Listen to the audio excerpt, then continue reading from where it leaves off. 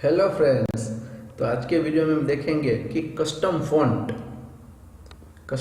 यानी जो आपके पास जो नॉर्मली जो फ़ॉन्ट होते हैं टाइम्स न्यू रोमन जो फ़ॉन्ट फैमिली में आप जो फ़ॉन्ट ऐड करते हैं वो अब हमें कस्टम फ़ॉन्ट चाहिए। कस्टम यानी कि मैं आपको पहले कुछ फ़ॉन्ट की डिज़ाइन बता देता हूँ, ठीक है। तो यहाँ पे मैं क्या करता हूँ, पहले यहाँ पे लिख देता हूँ फ़ॉन्ट डाउनलोड। तो जो फ़ॉन्ट है उसका एक्सटेंशन क्या होता है .ttf। ये जो हमारे HTML पेज है उसका एक्सटेंशन क्या होता है .html होता है। वैसे ही जो फ़ॉन्ट है उसका एक्सटेंशन क्या होता है .ttf। तो यहाँ पे आपको फ़ॉन्ट भी मिल जाएंगे। तो देख रहे हैं आप यहाँ पे कितने सारे ये फ़ॉन्ट की जो स्टाइल है, यहाँ पे ये फ़ॉन्ट है, आप यहाँ पे देख सकते हो। पहले मैं क्या कर लेता हूँ, इसे मैं इस फ़ॉन्ट है उस फ़ॉन्ट को मान लो मुझे H1 यानी कि मेरे टेम्पलेट में अप्लाई करवाना है ये फ़ॉन्ट, तो इसे मैं डाउनलोड कर लेता हूँ पहले, ठीक है। अब मुझे ये फ़ॉन्ट चाहिए तो मैं इसे भी डाउनलोड कर लेता हूँ, ठीक है। हाँ, तो दो मेरे पास डाउनलोड होके आ गए। एक तो मैंने पहले ही डाउनलोड किया था। तो यहाँ पे मुझे अब ऐसे फ़ॉन्ट चाहिए, ठीक है। तो मैंने ये डाउनलोड किए थे और ये भी डाउनलोड किए थे। अगर मैं ये डाउनलोड कर लेता हूँ, ठीक है, तो ये भी मेरे पास डाउनलोड होके आ चुके होंगे। तो हाँ, मेरे पास जो न्यू फोल्डर है उसमें मेरे पास ये तीनों फ़ॉन्ट डाउनलोड होके आ चुके हैं, ठीक है। अब मुझे क्या करना है, सिर्फ इसका फाइल को एक्सट्रैक्ट करना है, यानी कि ये फाइल एक्सट्रैक्ट हो चुकी है।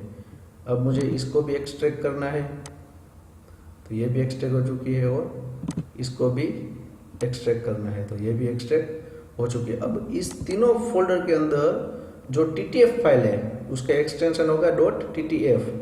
अगर आपको एक्सटेंशन नहीं दिखाई दे रहा है तो आप व्यू में जाके यहाँ पे फाइल एक्सटेंशन है उसमें मार्क कीजिएगा, ठीक है। तो यहाँ पे टिक कीजिएगा, अब यहाँ पे आपको फाइल का एक्सटेंशन दिखाई देगा। अब यहाँ पे इसके TTF क्या है, तो हाँ ये है उसका एक्सटेंशन .ttf। तो पहले मैं इस फ़ॉन्ट को कट कर लेता हूँ, कट करके यहाँ पे मैं सीधा पेस्ट कर देता हूँ, यानी कि जो पहला तो फ़ॉन्ट था वो हमारे पास आ गया है। तो ये इस जिप को मैं यहाँ से डिलीट कर देता हूँ। अब ट्रेस्को का जो फ़ॉन्ट है TTF, तो इसे मैं कट करके यहाँ पे पेस्ट कर देता हूँ और यहाँ पे इसमें जाके इस फ़ॉन्ट को मैं कट करके यहाँ पे पेस्ट कर देता हूँ, ठीक है। तब हमें इसकी भी कोई ज़रूरत नहीं है क्योंकि हमारे पास जो फ़ॉन्ट है वो आ चुके हैं, ठीक है। तो पहले आपको क्या करना है, जो इस फ़ॉन्ट का नेम है उसके बीच में जो स्पेस है उसे आपको चेंज करनी है। अगर इसका नाम है बियॉन्ड तो मैं इसे बियॉन्ड ही रहने देता हूँ, ठीक है। इसका नाम है ट्रेस्को तो इसे मैं ट्रेस्को रहने देता हूँ। इसका नाम है VTKS डेजा VU तो इसका नाम मुझे ये पसंद नहीं आ रहा है तो इसको मैं ये निकाल देता हूँ और इसका नाम ये सिंपल डेजा रख देता हूँ, ठीक है। अब यहाँ पे ये है हमारे पास फ़ॉन्ट है। तो यहाँ पे इसको जब हम अगर मान लो आप इंस्टॉल करते हैं तो आपके पास डायरेक्ट इंस्टॉल हो गया, लेकिन इसको हमें इंस्टॉल नहीं करना है।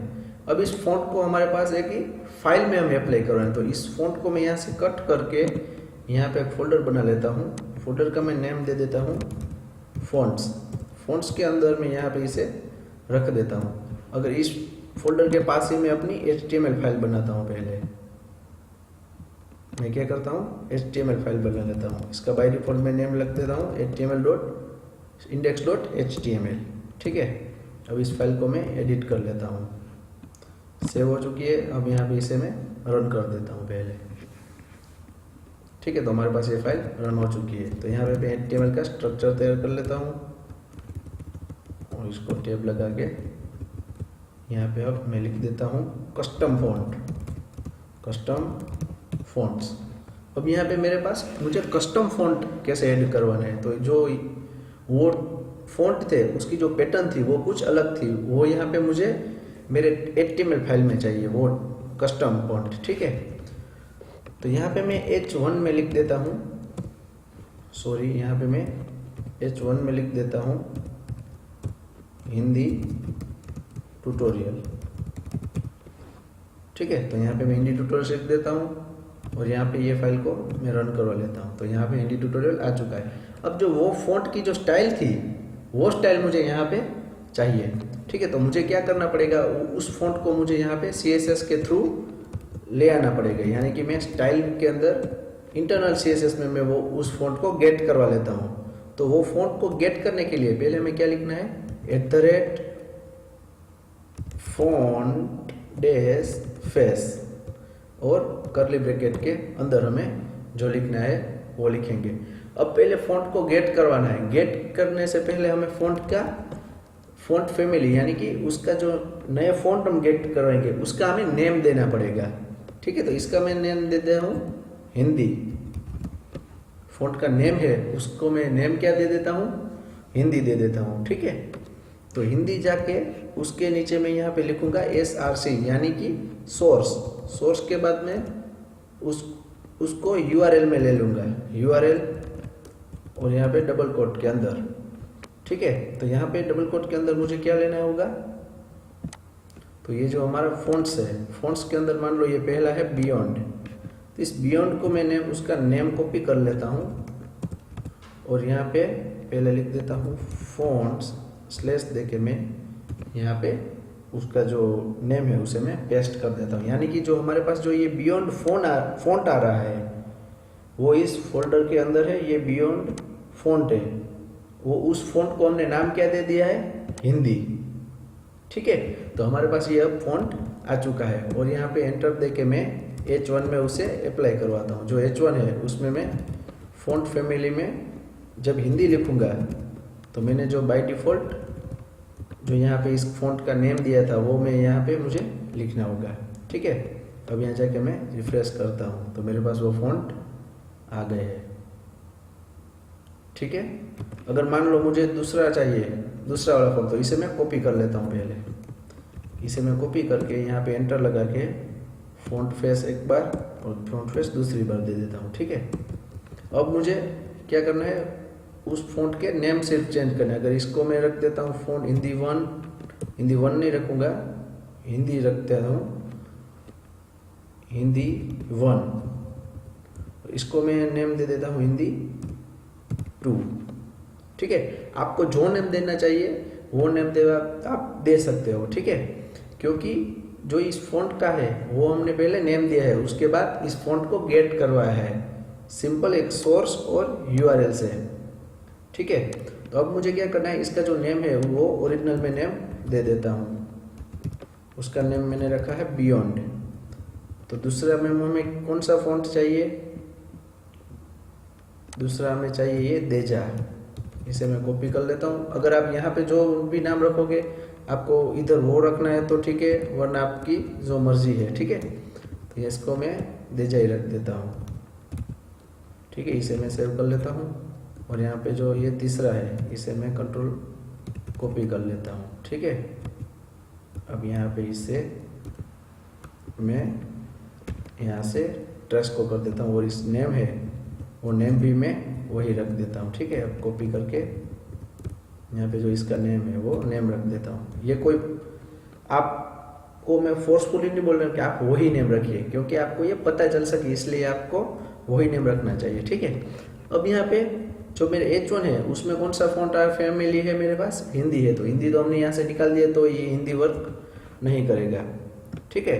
तो यहाँ पे मैं रिफ्रेश कर लेता हूँ तो मेरे पास ये बेसिक जो हमारा सिंपल था वो आ चुका है।